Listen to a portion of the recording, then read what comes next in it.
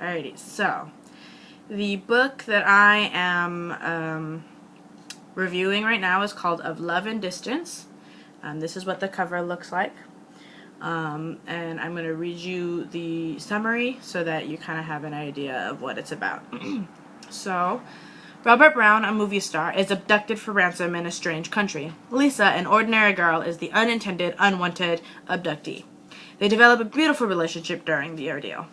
Will Robert and Lisa overcome the physical and cultural distance and get together after the nightmare, or will they be able to keep their closely guarded secret from the world? Alright, bam, bam, bam. Alrighty, so yeah. So the book is about a woman named Lisa. She's our main character. She lives in Delhi.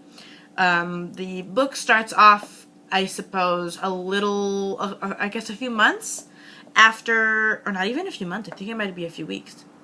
Shortly after the ordeal. Shortly after the kidnapping. She has a new job. She's resisting talking to the press and the media and stuff like that. Until eventually she actually decides she's going to. She talks about Robert Brown a lot, who at this point we still don't know who he is. She talks about how he had given in early to the press and given up the story a while ago, and all that. And so she goes on this show called The People Show, where she talks to I guess the most respected news reporter in India at that moment, because he was one of the few channels that reported correct, oh my god, I'm so sorry, correct news. So she goes to talk to him, and she tells him her story. And so it turns out that, yeah, so she used to be like this journalist, and she would go around with her coworker interviewing famous people. And they found out that the British actor Robert Brown was going to be coming to India to promote his movie. And so they got an interview with him for 15 minutes of private time. And so they were supposed to do it, I guess, at a hotel after some kind of conference. But instead, his manager person asked if they could do it in the limo on the way to the hotel to keep their schedule open. And so they agreed, and they got in the limo, and they started driving off. A little after they started driving off, they talked a little bit, and then they were attacked by a bunch of guys on motorcycles. The manager, her coworker, and the limousine driver were all killed. And then before they could kill Lisa, the cops were on them, so they took them both, even though they didn't want Lisa at all. They took them both. They took them both, and they took them to a house, and they locked them up in I think it was like in a room or like a cellar or something. They locked him up in that house somewhere. So they locked him up, and they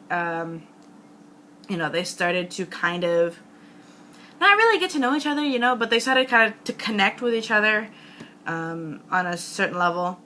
And I'm not going to tell you what happened during that kidnapping, but so there was quite a few events. But eventually they do end up escaping and splitting ways, and they end up going and living their lives, or at least trying to. They do end up meeting up a couple of times after the ordeal. They promised to keep in touch, and so they sent text every once in a while, but they kind of faded out because I guess he was busy. And so something happens to her, and she goes to see him, and it doesn't go well, and so she goes home. And then stuff at home aren't going well, so she goes back to see him again.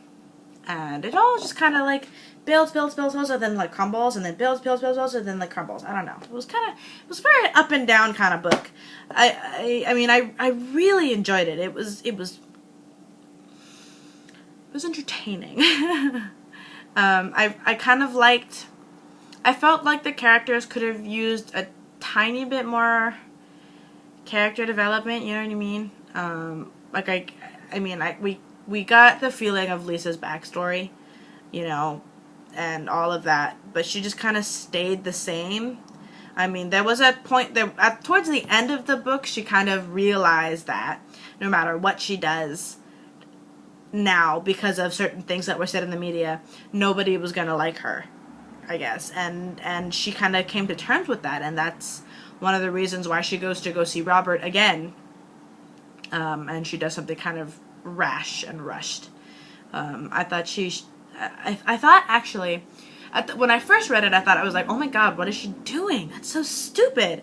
But then as I kind of kept reading, I was like, no, you know what? I think, while I do think that was stupid, I think it was also a really good idea, and I think it's definitely what she needed for her. You know, and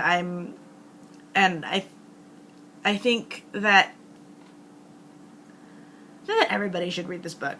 You know, and even for just a quick, I mean, not necessarily light, because it's not a light, the subject that it talks about is not light, but the writing and how quick it goes makes it feel very light. Like, I read it in a couple of hours.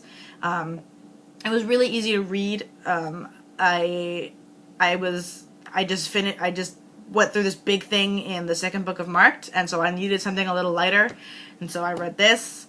And I really enjoyed it. I mean, that's kind of all I have to say. There's not a lot of detail that I can give you without giving away, like, the important parts of the book.